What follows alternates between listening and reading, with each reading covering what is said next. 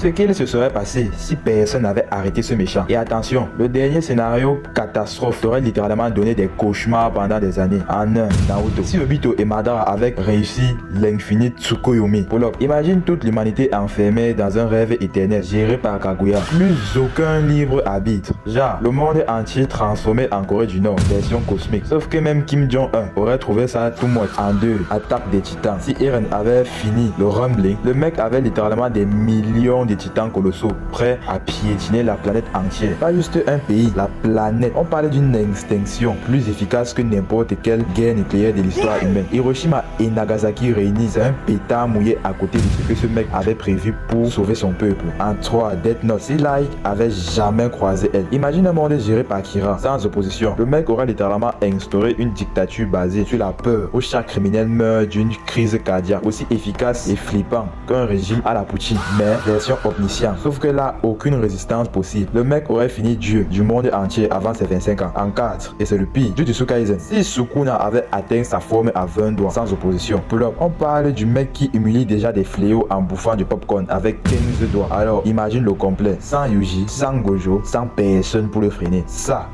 le Japon entier rasé en un claquement de doigts. Littéralement, pas une métamorphose, un vrai claquement de doigts façon Thanos, mais à pire. Parce que là, c'est calculé, froid et sans aucune pitié. Mais sinon, big respect au mangaka d'avoir créé des menaces tellement crédibles qu'on flippe littéralement à l'idée qu'elle aurait pu gagner. Et surtout, n'oublie pas de t'abonner.